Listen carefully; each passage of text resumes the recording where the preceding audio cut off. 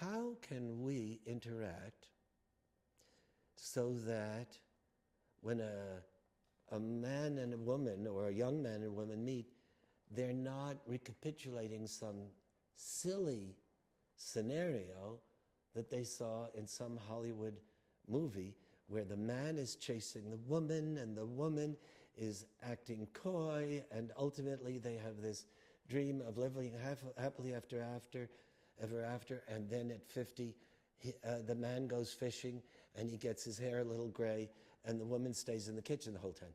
I mean, we were talking about, okay, now we have to wait for this to be picked up. Okay. What we were talking about was, for instance, in this case, a man and woman having a peer relationship, women inherently being respected for who they were, not being viewed or treated as objects. We were living it at that festival. There was a sense of egalitarian fairness and mutual responsibility and respect that allowed a certain evolution away from the male dominance that was so prevalent. It wasn't immediately perfect, but it was inherent in the kind of respectfulness and egalitarianism of the festival. Another case in point, even more important for the festival, was that we were living the reality of blacks and whites together. Nobody was up there in the first festivals in 1960, maybe it was 61, but was it 61 or 62? Nobody was saying in the early festivals, look at us, we are an emancipated group of people. We were living it. It was inherent in the fact of what folk music was about. But then, come 1963 with the March on Washington, and later, of course, with the Selma Montgomery March in '65, there was a sense of urgency about living authentically, that the music was able to encourage and reflect.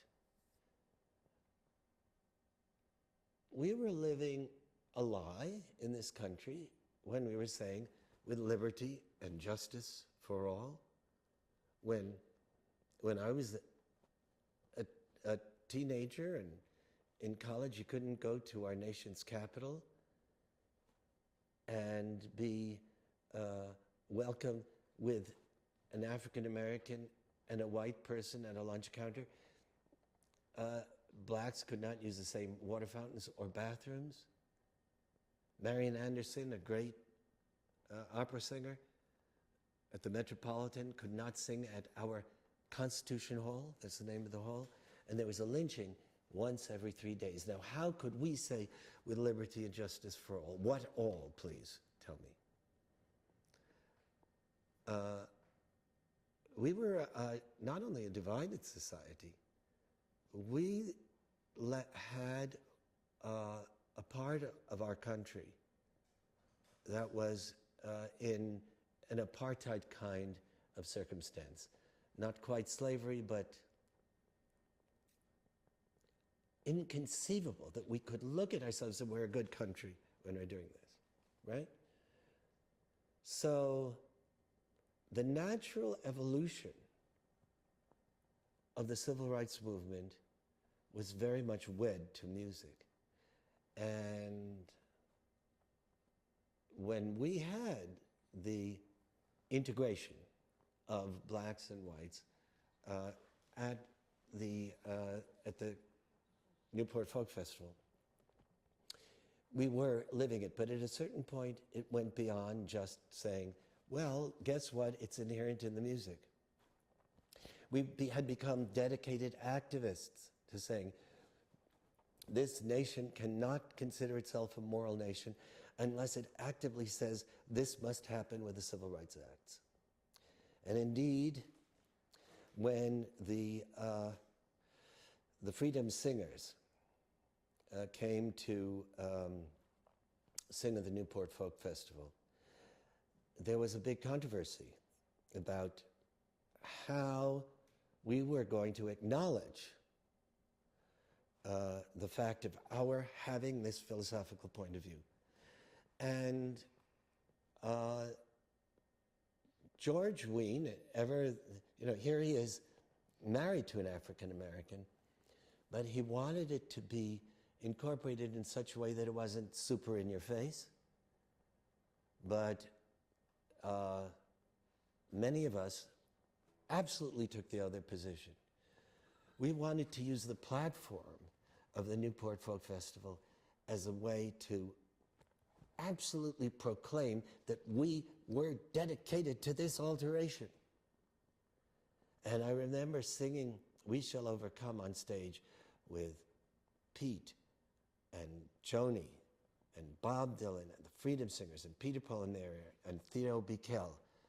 And there may have been others, but it became just like the marches. For a moment, we were saying, not just this is about music, and let the awareness and the heart of it inspire people. We were saying, this music is a powerful tool for organizing. However, there were problems with this, because part of what we were also saying is that the face of this music, the mechanism of this music, was highly, highly personal. The big bad word was commercialism. Commercialism meant that you had given over your integrity to the business interests of the world. And so it was when Albert Grossman took Peter Polinaire to Columbia, and they said, oh, that you sing wonderfully, but these songs that you're singing, we're going to have to change the repertoire, and we'd like to make a deal with you. And remember, they had made a record with the Brothers Four called Greenfields. That wasn't a folk song. We were singing folk songs, and then we started to sing the songs that were not written for money, written by the Pete Seegers, by the labor union organizers, whatever. And then, of course, Bobby Dylan, who was this fountain of compulsivity of heart and soul and refusal to be a part of any kind of business interest, and he was protected from all the business interests by Albert Grossman. Not very well understood, but Albert made deals with these commercial interests that said, you will not tell these people what to sing. You will not tell these people what those album covers are to look like. You will not tell these people you can only give away your songs for use on this charity in a limited degree. You will not even tell them when they have to have a record delivered. What you are going to do is allow them to be artists. Well, what was so precious about this was that we distinguished ourselves from those people who were commercial in many ways that were valid. Yes, the songs were written from the heart, and they mostly were anonymous. But we all knew you couldn't take Vic Damone or Bing Crosby and say, how many roads must a man walk down? I mean, it doesn't work. Nor could Bobby Dylan go, strangers in the night, with the witch hat. There were two worlds, totally apart. And one of the aspects that separated the worlds was the fact that folk music was shared acoustically, not electrically. So, acoustic music was identified as the music of our consciousness, the music of our commitment and distinct from the music that had copped out by virtue of the fact that it did not use electric instruments, and which depersonalized it. Because you couldn't sit there in a room sitting around with, drums and, So it was that when Bobby went electric, whether the music was good, bad, or indifferent was not the nature of what horrified people. What horrified people was that he had apparently, because they said, if you're going electric, you've copped out, you have betrayed us, you are Judas. Because all the things we want to do with the civil rights movement, all the things we want to do in terms of fairness and justice and living authentically with a sense of really being true to some value system and not just giving lip service to the whole idea of justice and fairness, is inherent in the acoustic nature of this music. And it was an arbitrary distinction to one degree or another, because, of course, there is music that is very, very meaningful and valid and important, that uses, electric instruments. Take the staple singers, for instance, pop staples. I mean, it's a crossover. It's a question of how it's used. But the truth of the matter is that that caused a storm. And we know from those of us who are aware of the history of what was going on, that the anger and the sense of betrayal was profound.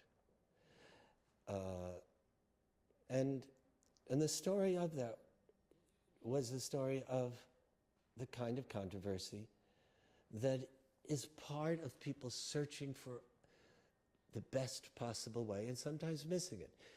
In fact, that particular festival at which Bobby went electric was being run by